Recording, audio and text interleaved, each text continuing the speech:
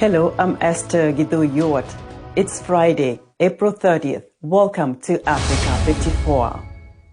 We continue to work remotely because of the COVID-19 pandemic, but what hasn't changed is our commitment to bringing you the latest and most important news from the African continent and around the world. This is today's Africa 54. We begin in Nigeria, where at least 700 people, among them young students, have been kidnapped in just the last 5 months. Worried and frustrated parents of the kidnapped victims are pleading for government help. Suraya Ali of Reuters has this report. When Linda Peter last spoke to her daughter, it was a phone call from her captors.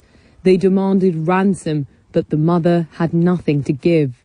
Now, at a meeting with other parents, she's asking the state for help.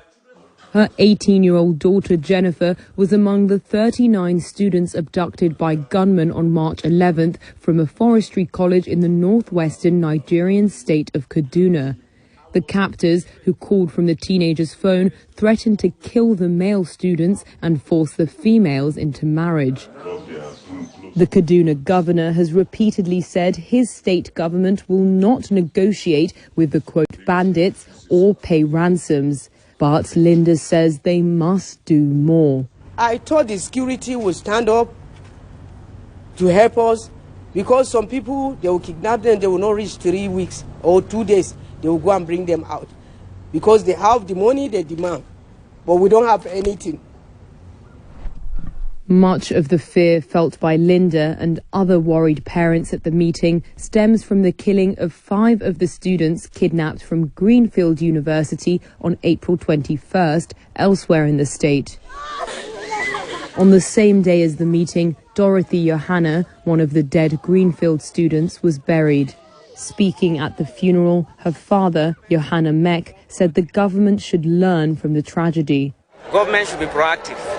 They should not just keep quiet. They should be proactive to help the situation because it's getting out of hand. Kidnapping for ransom has become an industry in northern Nigerian states. Over 700 people have been abducted at education institutions since December. President Muhammadu Buhari told state governments in February that rewarding such crimes with money and vehicles could boomerang disastrously. That was Suraya Ali of Reuters reporting.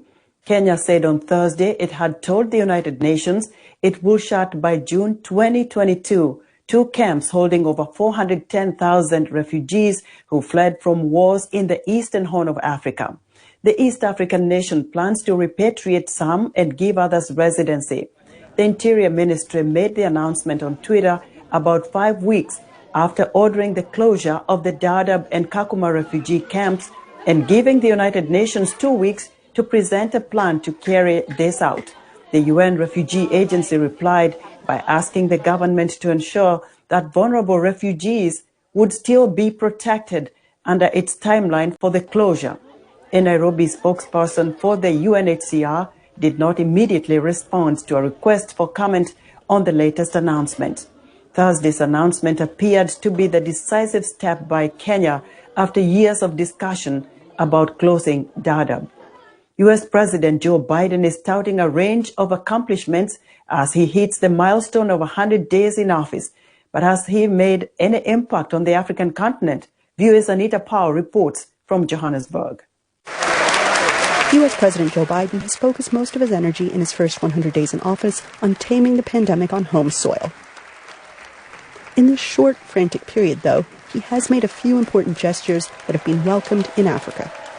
On his first day in office, he halted the U.S. plan to exit the World Health Organization. Biden's reversal of predecessor Donald Trump's controversial decision to withdraw from the global body was greeted with near universal approval, especially from African health experts, who said this could portend a more equitable world order. Biden also pledged an additional $2 billion to the COVAX facility, which aims to provide equitable vaccine access to poorer nations. And then, on day 90, April 20th, he spoke words that echoed across the ocean. We can't leave this moment or look away thinking our work is done. We have to look at it, we have to look as we did for those 9 minutes and 29 seconds. We have to listen can't breathe. I can't breathe. Those are George Floyd's last words. We can't let those words die with him. We have to keep hearing those words. George Floyd, an African American, was born in Houston and murdered in Minneapolis. But the African continent watched keenly as a jury handed a guilty verdict to his killer, ex-policeman Derek Chauvin. Floyd's slow suffocation under Chauvin's knee, which led to his death, was the linchpin for protests and calls for police reform in the United States. African analysts such as Asanda Gwasheng, a Cape Town-based diversity trainer and gender and race scholar, welcomed Biden's admission that the U.S. has a racial justice problem. South Africa is also struggling to overcome its own racial justice issues after centuries of colonialism and the brutal, racist apartheid regime. She also said Vice President Kamala Harris's status as a powerful black female leader lends weight to Biden's desire to address racial justice, but said she wants to see more from the administration and from American institutions. We praise Kamala, and I think it's great that we praise her, but people of color in institutionally racist institutions very rarely are able to make any change. And so unless and until we deal with the systems and the structures that keep prejudice in place, we are not going to see many changes in the United States and globally. And so, yay and great for America and Biden, but can we please talk about the institutional change that they are going to make? Johannesburg-based commentator Brooks Spector said that while Biden hasn't made any big changes to Africa policy, the fact that he isn't making radical, impulsive changes, as critics accuse Trump of doing, is a welcome change in itself. Spector recommends that Biden work to strengthen and maintain the African Growth and Opportunities Act, a U.S. trade program. Much of what has to happen is going to be demonstrated by doing things on the ground in a slow, steady, consistent pattern rather than these hectic policy changes of chopping and changing. If you want to demonstrate your support for economic growth on the continent, then you carry out the policies that encourage economic growth. Spector, who served as an American diplomat overseas for several decades, says time will tell on Biden's impact on Africa. Presidential legacies, he said, are built over years, not days, even 100 of them. Anita Pell, VOA News, Johannesburg. Reports of police violence and racial injustice resonate especially strongly in France, with its large population of ethnic Africans and Arabs.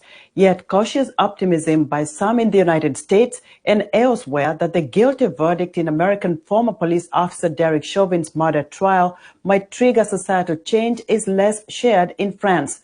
From the Paris suburb of Bobigny, Lisa Brand reports for VOA. 1. Unintentional second-degree murder while committing a felony. Find the defendant guilty. Derek Chauvin's trial for the killing of African-American George Floyd made headline news in France, but much of the reporting about the proceedings and their underlying themes of police violence and racism largely zoomed in on the United States. I think it's viewed as an American problem with some resonance in France.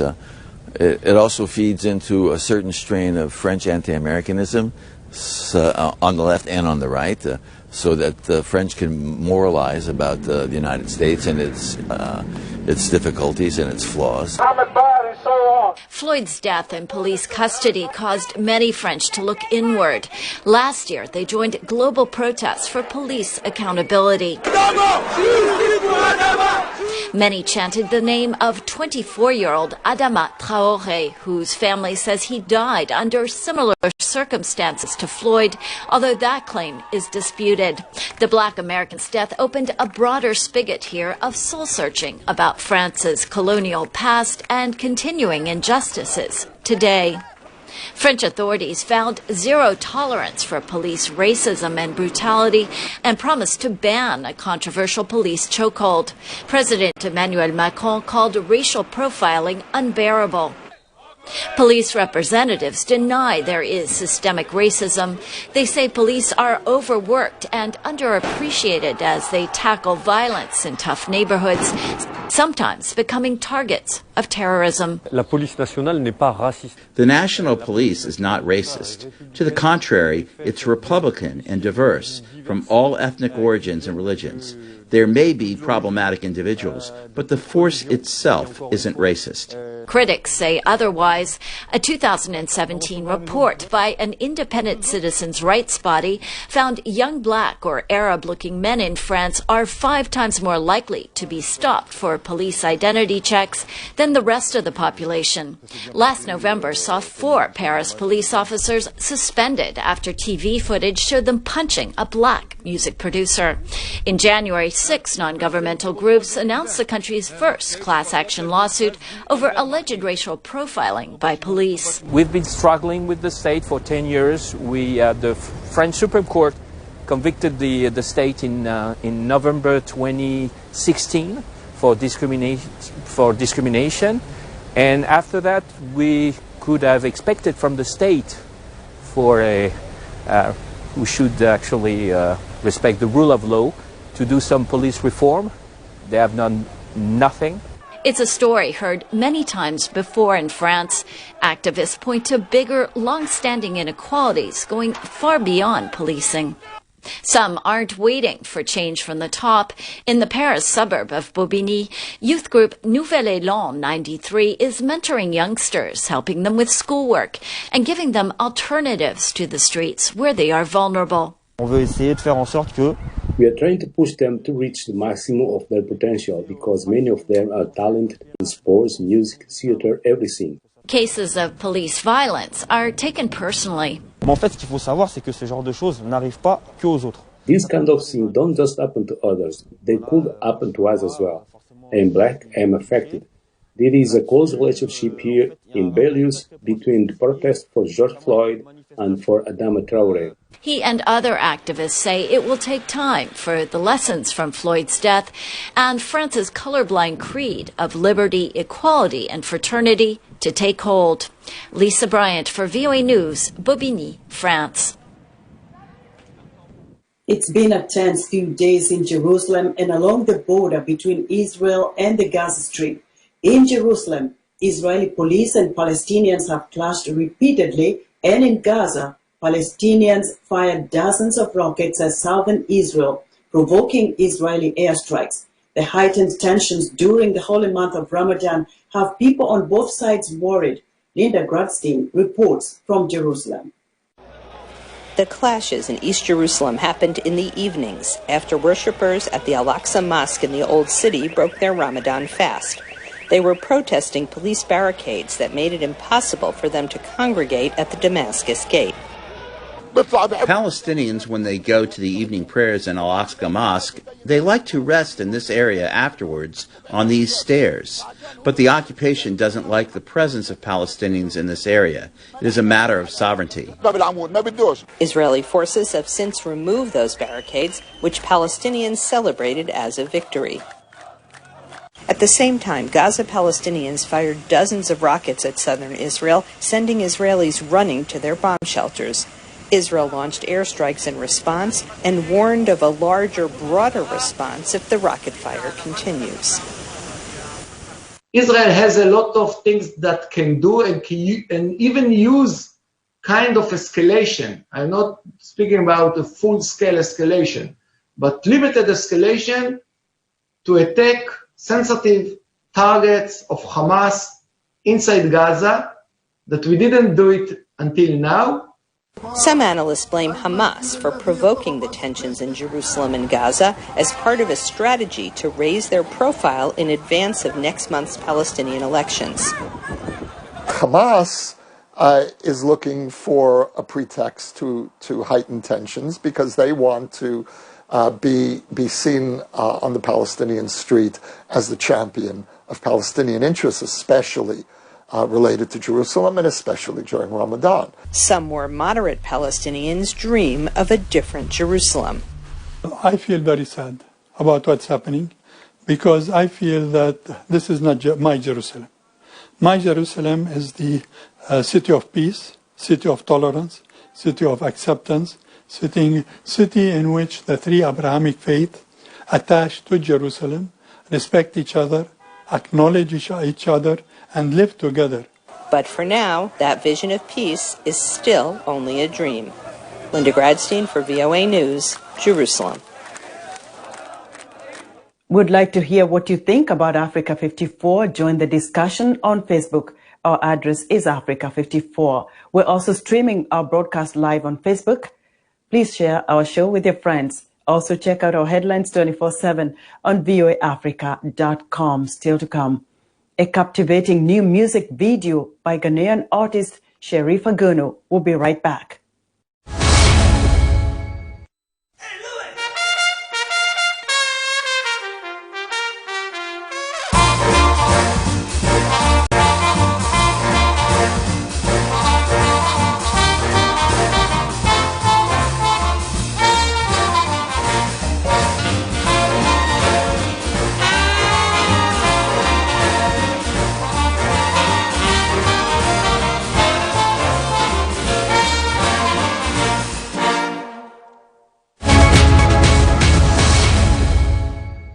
Welcome back to Africa 54. NASA astronaut Michael Collins, who made history as part of the 1969 Apollo 11 crew to first land a person on the moon, has died at the age of 90.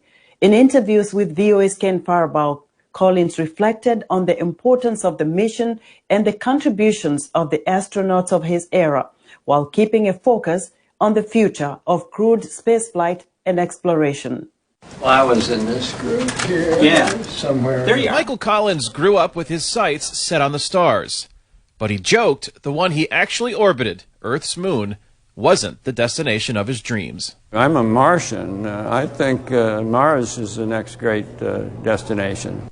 While he never set foot on Mars, nor the moon, Collins made history as part of NASA's groundbreaking corps of astronauts selected for the Apollo missions of the 1960s and 1970s.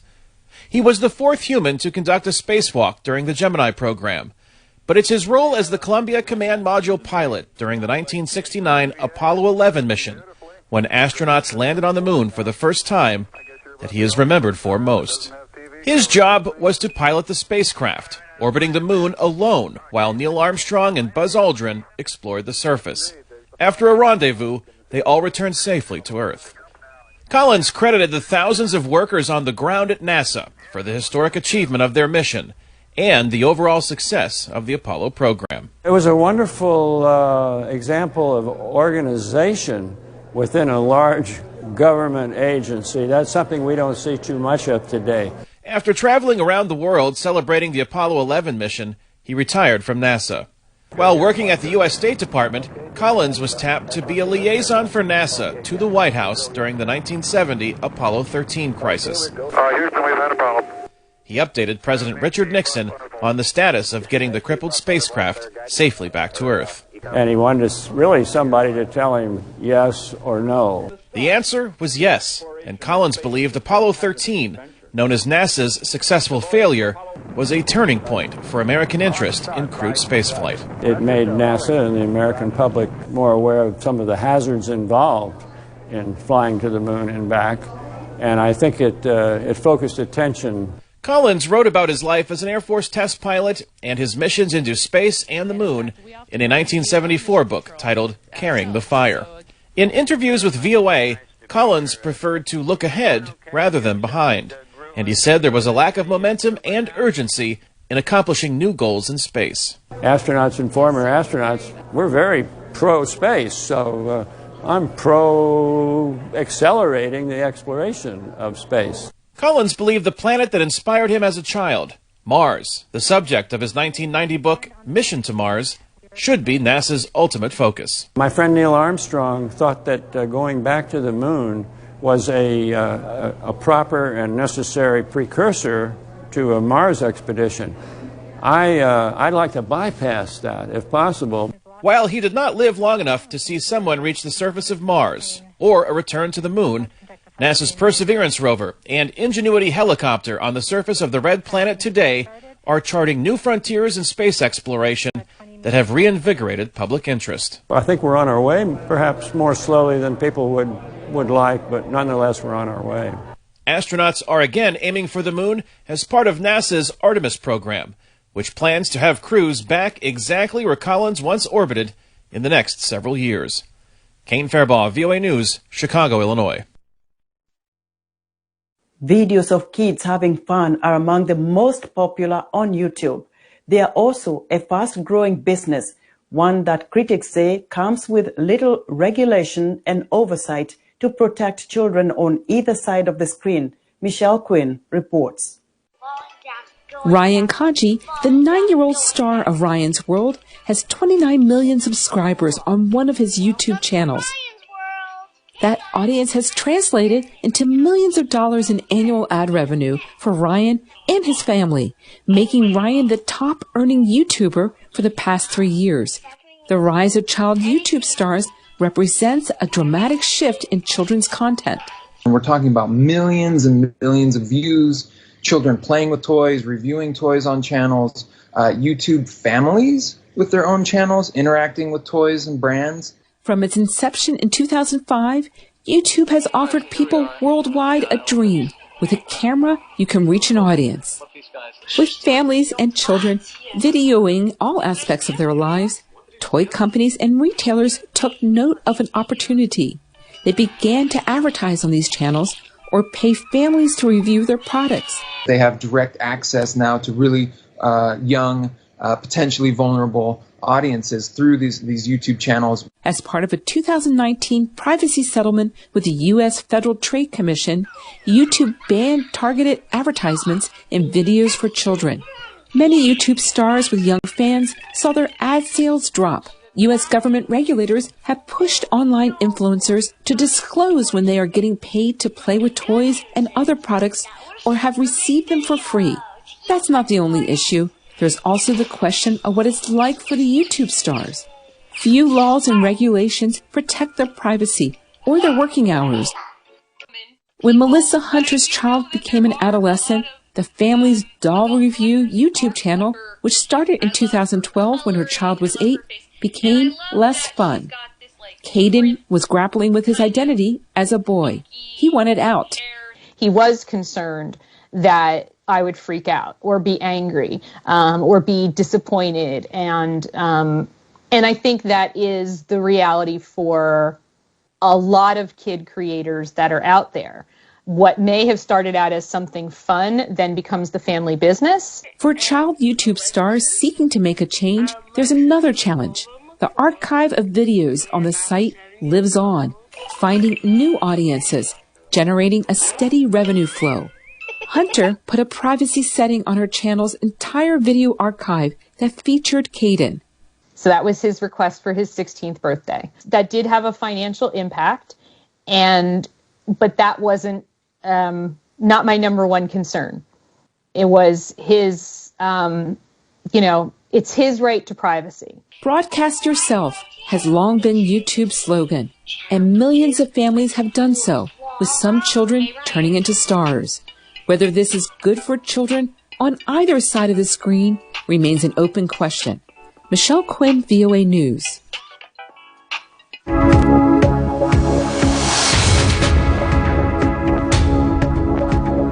A new song and music video by a singer from northern Ghana is shaking up the region with positive energy. It brings new life and meaning to a centuries-old folk song, as the artist herself explains. Heather Maxwell, host of Music Time in Africa, has the story. Apasela alana wina, apasenumla alana wina. Sharifa Gunu is up here again.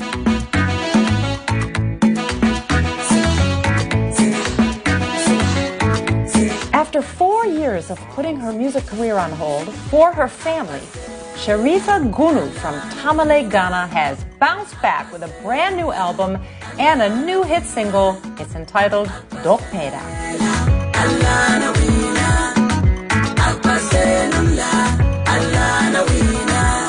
This song that also features reggae dancehall artist Ras Kuku has been racking up thousands of YouTube views and Audio Max streams by northern Ghanaians since March.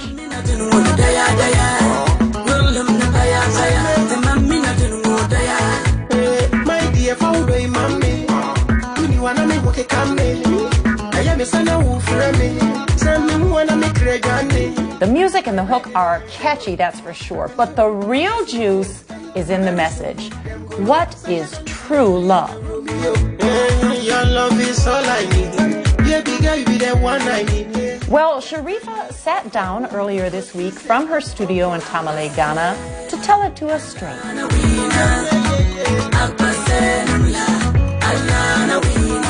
That topic of Dokeda, in the centuries till today, we have folk songs and the stories they used to tell and the things they used to say.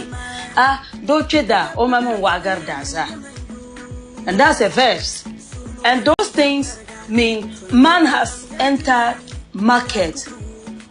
His lover is the tallest one among the people. Because so far as the person is your lover, no matter how the people are crowded, you will definitely see the person in the midst of the people. Because of what? The love between you and the person become a spiritual joint.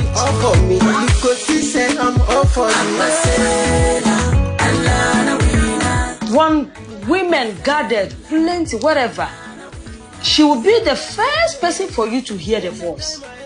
Because you people are connected. So we should respect relationships. So love is not a partial thing. Love is a spiritual joint.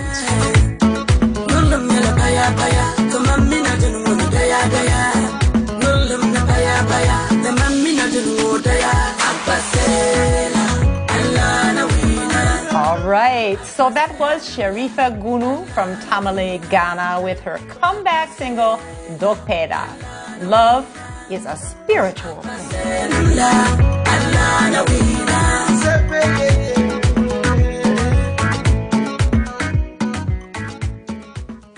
Thanks, Heather, for that wonderful music. Now on somewhat of a personal note for VOA's English to Africa service. Today, we're saying farewell to Neguse Mengesha, who is retiring after serving as the African Division's director for 7 years. He's been with VOA for 39 years after beginning his journalism career in his native Ethiopia. Mr. Mengesha has been more than a boss to us. He has been a friend and a mentor to many of us. We wish him well in his new adventures away from VOA. From all of us here in Washington, have a great weekend.